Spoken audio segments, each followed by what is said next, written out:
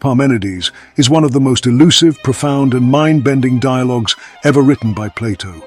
It's a text that has made many a seasoned philosopher pause, ponder, and perhaps even pull out a few hairs. Let the philosophical roller coaster begin. Picture young Socrates facing the older and wiser Parmenides and Zeno, two philosophers and intellectual heavyweights of the time. These giants are about to give us a masterclass in dialectics. Zeno, in his defense of Parmenides, put forth arguments suggesting that the world of the senses is an illusion and that true reality consists of only the one.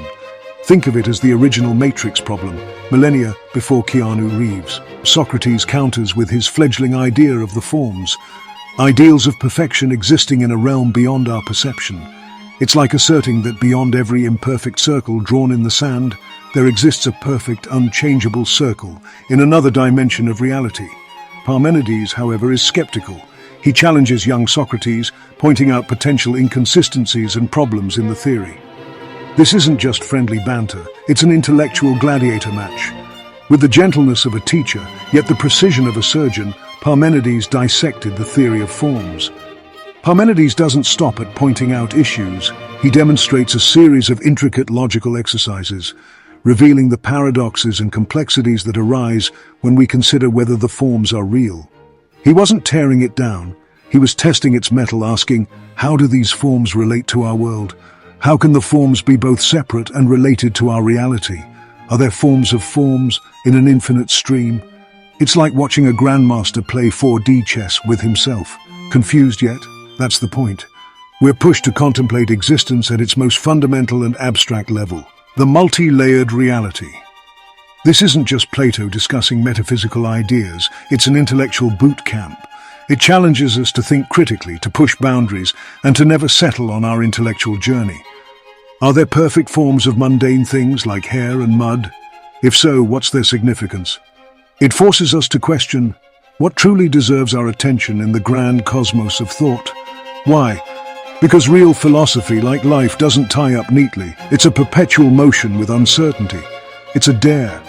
Can you stretch your mind to its very limits, juggle paradoxes, and fight with the most abstract of ideas? And just when you think you've grasped it, it slips away, urging you to ponder once more. In essence, it's the philosophical embodiment of, it's not about the destination, it's about the journey.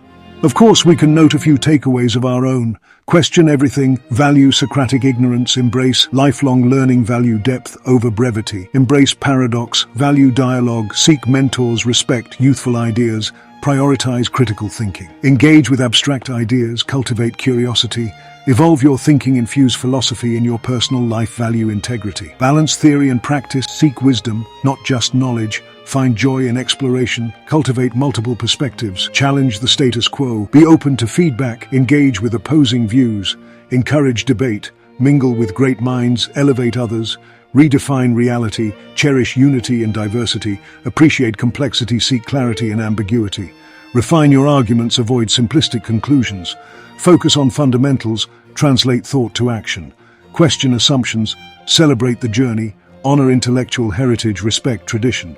But innovate, beware of echo chambers. Prioritize depth over popularity, avoid absolutism, synthesize ideas, seek harmony, stay humble. But remember that Parmenides isn't a dialogue that one simply gets. It's a meditation, a deep-sea dive into the abyss of thought, challenging the very parameters of understanding. The dialogue teaches not by providing answers, but by refining our questions. Imagine jumping into the deepest end of the philosophy pool, only to discover another deeper layer below it. It's not just about understanding the theory of forms or the nature of existence, it's about the process of thinking itself. Rather than offering neat resolutions, Plato gives us a text reverberating with open-ended questions. The journey through Parmenides doesn't simplify philosophy, it amplifies its grandeur, echoing the age-old truth. The more we know, the more we realize how much there is to discover. That's what the Parmenides dialogue is all about. Read it. You have a link in the description with an online version. Don't forget to like if you like this and share it, and follow us if you want more. The algorithm loves it when you do that. And we do too, because this is how we know you care. Remember, ex nihilo nihil.